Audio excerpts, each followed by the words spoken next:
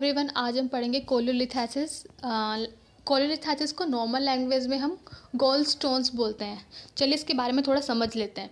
सबसे पहले आती है डेफिनेशन। तो डेफिनेशन में जो गॉल ब्लैडर होता है उसमें क्या होता है, हमारे स्टोन्स प्रेजेंट होते हैं, उसको बोलते हैं कोलियोलिथेसिस। कोलियोलिथेसिस जो है खुद एक क्या है, ग्रीक वर्ड है जिसमें कोल मीन्स होता है बाइल, लिथ मीन्स होता है स्टोन्स, एसिस मीन्स होता है प्रोसेस। ठीक है, तो यानी कि formation of stones in a gallbladder, उसको हम कोलियोलिथेसिस कंसिडर करते हैं। कोलियोलिथेसिस जो है मतलब जो गॉल ब्लैडर के जो स्टोन्स हैं वो माइग्रेट होकर के डक्ट तक जाते हैं, मतलब जो पाथवे है जिसके थ्रू जो है बाइल सिक्रीट होता है, कभी कभी वहाँ तक भी पहुँच जाता है, जिसकी वजह से उसको हम बोलते हैं कोलियोडैक्टोलिथेसिस। ठीक है, नेक्स्ट हमारा आता है जो ये हमारे जो स्टोन्स हैं ये सॉलिड फॉर्म होते हैं, बाइल के ही सॉलिड फॉर्म बनते हैं, पर ये क्या होता है, इनका जो साइज़ है, शेप है, कंपोनेंट है, ये क्या होता है, डिफरेंट होता है, और ये बच्चों में और यंग एडल्ट में कॉमन नहीं होते। जैसे जैसे एज होती है इनकी होने के प्रिविलेंस भी, चांसेस भी बढ़ जाते हैं। अब हम देखते हैं types of gall glaze stones, gallstones. तो इसमें क्या होता है, कोलेस्ट्रॉल स्टोन्स होते हैं, यानी कि इसमें क्या होता है, जो स्टोन्स बनता है ये कोलेस्ट्रॉल के इंक्रीज होने की वजह से बनता है। नेक्स्ट आता है हमारा पिगमेंटेड स्टोन। पिगमेंटेड जो स्टोन है वो हमारे दो टाइप के होते हैं, ब्लैक और एक होता है हमारा ब्राउन पिगमेंटेड। जो हमारा ब्लैक वाला होता है वो तो हमारा due to the calcium bicarbonates का लेवल इंक्रीज होने की वजह से बाइल में तब होते हैं, और जो हमारा ब्राउन वाला है वो हमारा कोई इन्फेक्शन हुआ है ब्लैडर में उस वजह से कॉज होता है। फिर मिक्स स्टोन में क्या होता है, ये हमारा सारी चीज़ों को कंटेन करता है, मतलब उसमें कोलेस्ट्रॉल लेवल भी बढ़ा हुआ है, पिगमेंटेड स्टोन्स भी हो रखे हैं, तो उसको हम बोलते हैं मिक्स स्टोन। नेक्स्ट हमारा आता है स्टोन्स विथ कैल्शियम कंटेंट, मतलब जो हमारा बाइल है उसमें कैल्शियम का अमाउंट बहुत ज़्यादा है, जिसकी वजह से क्या हो रहा है, स्टोन विथ कैल्शियम कंटेन हो रहा है। नेक्स्ट अब हम देख लेते हैं इनके पीछे कॉजेज़ क्या है, स्टोन फॉर्म क्यों होते हैं।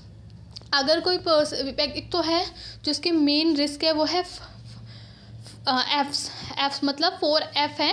पहला F फॉर फीमेल, फैट, 40 और फर्टाइल, मतलब कि जो फीमेल है मोस्टली फीमेल्स को होता है, जो पर्सन बहुत फैटी है उसको होगा, 40 प्लस है उसको होगा, मतलब जिसकी जो एज है वो 40 प्लस है उसको होने के ज़्यादा चांसेस होते हैं, फीमेल्स को ज़्यादा होने के चांसेस होते हैं, जिसका लिपिड प्रोफाइल बढ़ा हुआ होता है उसका, जो हाई कोलेस्ट्रॉल डाइट लेता है, कोई पर्सन ओबेसिटी है, किसी का जो वेट है वो बहुत फास्ट लूज़ हो रहा है।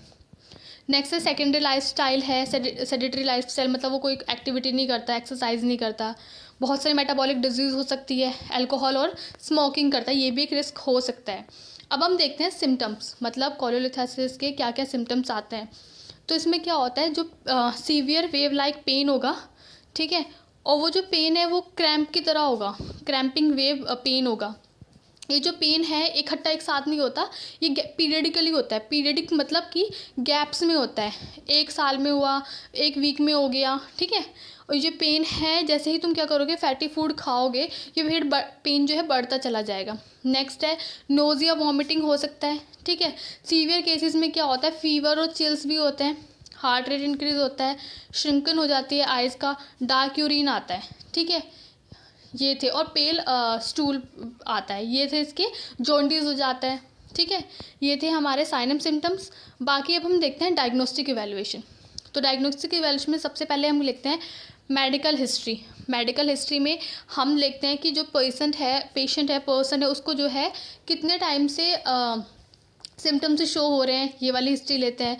फिर हम फिज़िकल हिस्ट्री में हम देखते हैं पेशेंट को कि पेन असेस करते हैं कि किस एरिया में जो है पेन का जो लेवल है वो क्या है, मतलब पेन लेवल असेस करते हैं। नेक्स्ट आता है हमारा ब्लड टेस्ट। ब्लड टेस्ट में हम लीवर फंक्शन टेस्ट करते हैं और CBC करते हैं, टोटल ब्लड काउंट करते हैं। तो इसमें क्या होता है कि जो हमारा फंक्शन है, लीवर फंक्शन, उसमें हमारा एल्बुमिन इंक्रीज रहता है, और जो हमारा CBC है उसमें हमारा WBCs इंक्रीज रहते हैं। और भी अदर टेस्ट होते हैं, जैसे कि हमारा एक होता है अल्ट्रासोनोग्राफी। अल्ट्रासोनोग्राफी में हम क्या करते हैं, डिटेक्ट करते हैं कि जो हमारा वो है स्टोन्स है वो डिटेक्ट करने में हेल्प करता है, उसकी लोकेशन, ठीक है, इस तरीके से हमें आइडेंटिफिकेशन मिलता है। बाकी सेकंड हम करते हैं सिटी स्कैन में हम क्या देखते हैं, हम डिजिटल और डिटेल में देखते हैं, गॉल ब्लैडर को एग्जामिन करते हैं, फाइंड आउट करते हैं गॉल ब्लैडर स्टोन्स को, इससे हमें डिटेल में पता लगता है। नेक्स्ट हम करते हैं MRCP। MRCP की फुल फॉर्म होती है पैन मैग्नेटिक रेजोनेंस कोल एंजियो पैनक्रेटिग्राफी। इससे हम क्या करते हैं, जो हमारी डक्ट प्रेजेंट है हमारे उसमें, बाइलरी डक्ट है, पैनक्रेटिक डक्ट है, उन सबको विजुलाइज करते हैं, उनमें कोई ऑब्स्ट्रक्शन या फिर ब्लॉकेज तो नहीं आ रखी है जिस वजह से स्टोन फॉर्म हो गया, या फिर स्टोन किस पॉजी कहाँ पर लोकेटेड है, ये फाइंड आउट करने में नेक्स्ट करते हैं। नेक्स्ट है हमारा ERCP। ERCP की जो फुल फॉर्म वो है एंडोस्कोपी रेट्रोग्रेड कोलियो एंजियोपैनक्रेटोग्राफी। इससे हमें क्या पता चलता है कि बहुत अच्छे से विजुलाइज होता है हमारे डक्ट्स, हमारा गॉल ब्लैडर, जो कि हम इसमें दोनों चीज़ से फाइंड आउट करने में भी यानी कि डायग्नोस करने में भी हेल्प करता है, साथ ही साथ हमें स्टोन्स को रिमूव करने में भी ये जो हमारा प्रोसीजर है ये हेल्प करता है। ये हमें डायरेक्शन प्रोवाइड करता है कि स्टोन्स को किस जगह से रिमूव करना है। अब हम देखते हैं इसका मैनेजमेंट। तो मैनेजमेंट में आप न्यूट्रिशन मैनेजमेंट कर सकते हैं कि आपको लो फैट डाइट लेनी है ना, प्रोटीन सप्लीमेंट को इंक्रीज़ करना है, कार्बोहाइड्रेट इंक्रीज़ करना है, उन फूड्स को अवॉइड करना है जो स्टोन फॉर्मेशन के लिए रिस्पॉन्सिबल है, egg, creams, pock, fry food, इस तरह की। नेक्स्ट आता है हमारा फार्मेकोलॉजिकल मैनेजमेंट। फार्मेकोलॉजिकल मैनेजमेंट हम इसलिए करते हैं, बाकी तो हम क्या करते हैं, जो सिम्टम्स आ रहे हैं, जैसे अगर पेन हो रहा है तो एनाल्जेसिक दे दिया, या फिर अगर फीवर है तो एंटीपायरेटिक दे दिया फीवर के लिए।